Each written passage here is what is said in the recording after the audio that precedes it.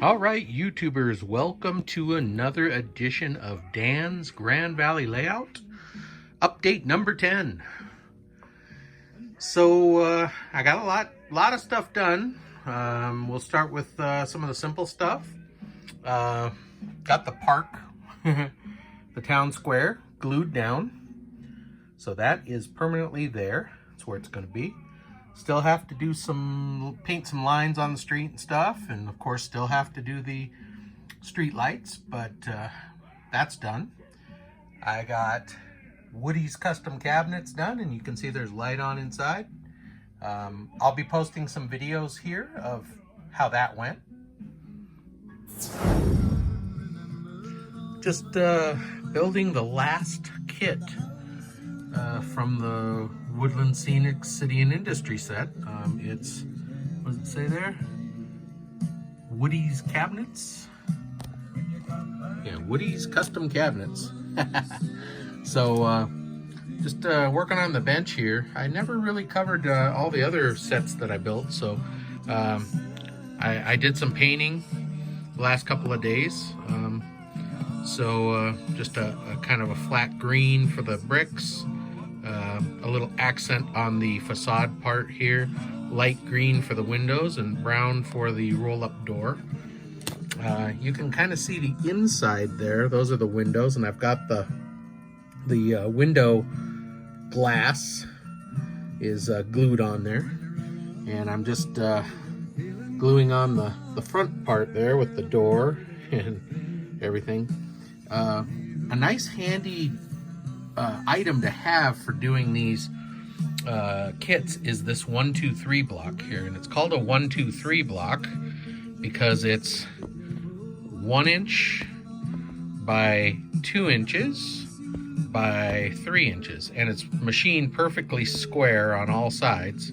This one happens to have holes in it for bolts and stuff, and it's a kit that I got on Amazon, but it really helps to be able to let these buildings set up and be square. I also have a small square that I use for that kind of stuff too, but the 1-2-3 blocks are nice. They're also heavy, so they can be set on things like these windows when you need a little bit of weight on something to glue down. So those are nice. The glue I use is this plastic weld. They have two different kinds. I like the orange labeled one. It's a little hotter, moves a little faster. They have a white one that goes slower. I also have a variety of instant glues that I use for different things, and also some model glue and stuff. But for these styrene kits, this plastic weld works great. So I'm gonna have this together here soon. It's got kind of a complex V roof on it, a pitched roof, and it came with a whole instruction sheet on just how to do the roof. So that's going to be interesting, but I'll have the base here done pretty soon. All right, so you can see I've got the walls glued together. It's really nice that these cutting boards have the grids on them, so you can line up your walls along the grid lines to make sure you're square. And that's how I did all the kits like that, is building on these nice cutting boards, and they're great for cutting with a X-Acto knife. Now they do not like glues like this very much, and the other side of this is pretty messed up from the glue, but they work great as work surfaces, so they're not very expensive. Always make sure this glue gets closed up when you're done with it, because it does evaporate really quickly. So we'll let this dry. It's kind of late tonight, for me anyway. I don't feel like doing all the steps for this roof tonight. It looks like cutting out templates, gluing on little roof stops and stuff like that.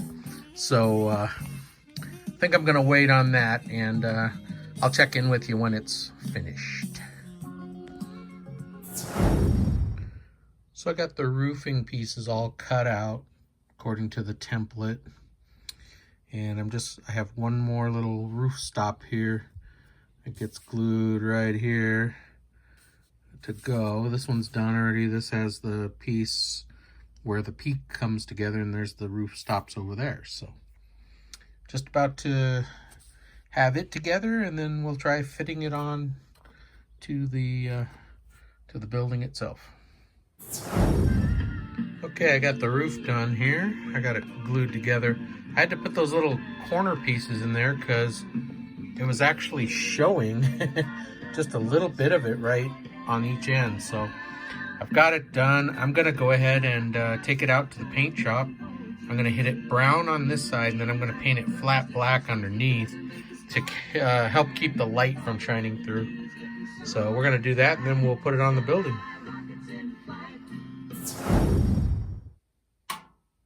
All right, here's Woody's custom cabinets. It's all done. I've got it tipped up so you can see it in the light. But there, I've got the roof on. There's the front door, the facade. Now it's funny, I have a little bit of the peak sticking above the facade where it doesn't call for that in the plan, but that's how it came out with their specs. So kind of funny. Chose kind of a lighter brown color for the roof. I was going to go dark brown like the door, but I thought I'll change it up and do that. Inside I painted it flat black. That'll help dampen the light. And so there we go. That's the last kit from the City and Industry set. So I've built 15 of these. So we'll get that up on the layout and get it wired up for light and see how it looks. So that's how that build went. So that's done. Gretel's Cottage, of course. So that's all of the buildings. That's all 15. There might be room to add a couple more, but I'm pretty happy with how it looks. Speaking of street lamps that I need to put in up there, I have added 2 street lights on the docks for these industries here. So once I get those wired up, they'll have some light on the dock. Let me get a better angle so you can see how they look from the other side.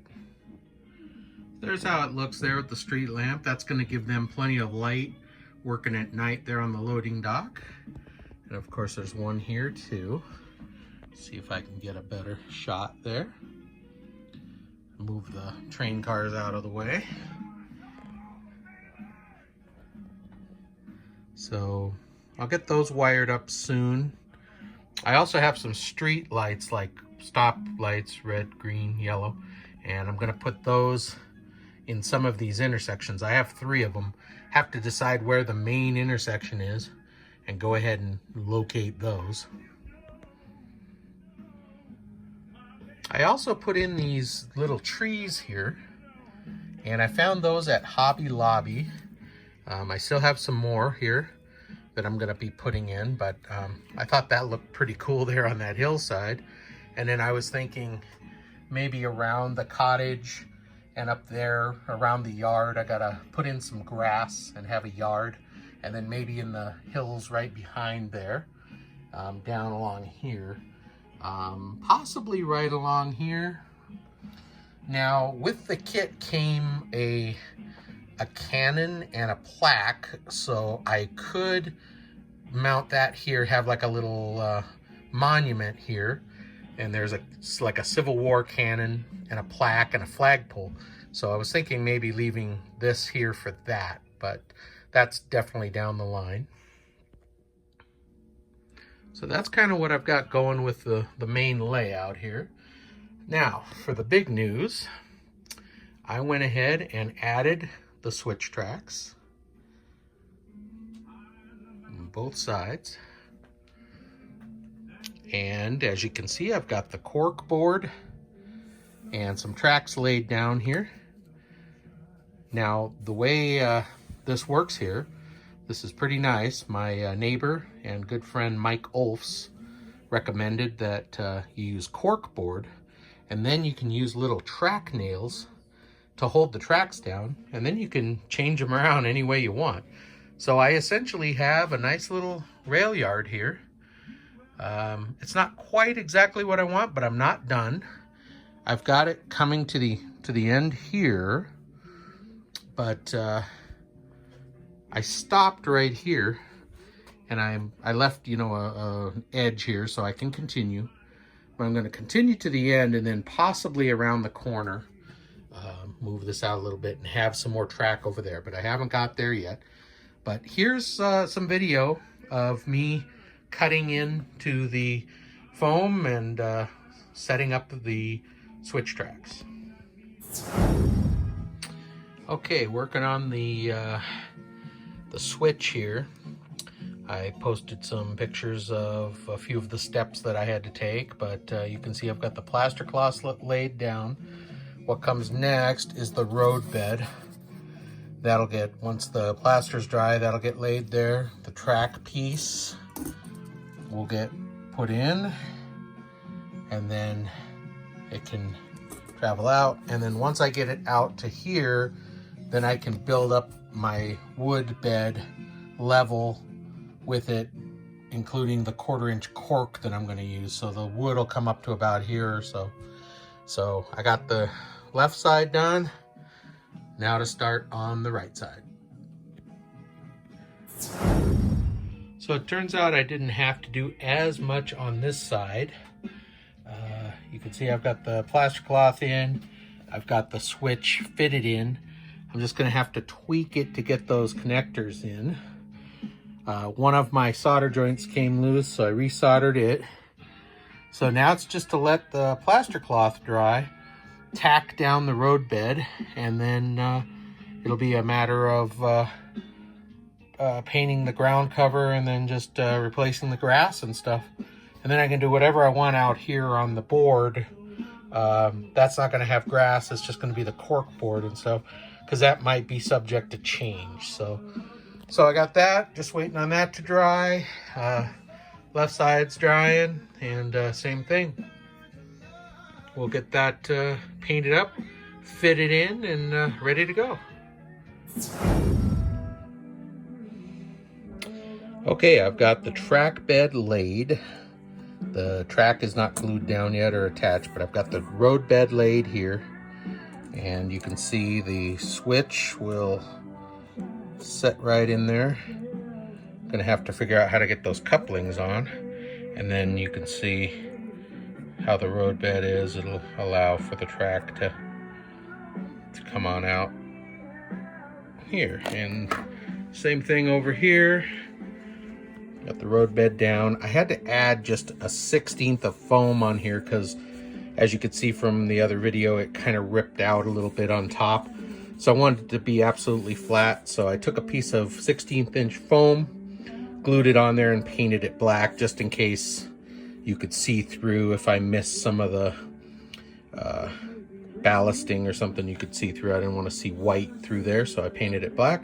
And now I'm getting ready to go ahead and figure out how to put these switch tracks in, get them glued down and put in with couplings. So that'll be next. So you can see how that came out. And now I've got just some ballasting to do along the tracks. I've got the ground cover painted. I'll get some grasses and some rocks and stones in there, and it'll be blending in before you know it. And this side too, the ground cover paint came out real nice. Got to get these wires run underneath and switched up, so I've got power to them.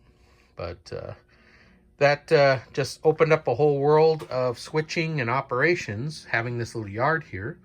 And that's going to be really, really a good thing. So All right, well, thank you for watching update number 10. That's all I have for you this week. Got quite a bit done, but got, as you can see, got a lot more needs to be done, lots of details. So thank you for enjoying my video, and the HO scale model trains are really a lot of fun. It's a really great hobby, and it's really fun to be able to share what we're doing with each other. So if you have any questions, please feel free to drop me a comment. I read them all. I will answer anything that I can. And thanks for enjoying my video. Make sure you mark that bell so you can get notified when I upload new videos. And again, thanks for watching. See you next update.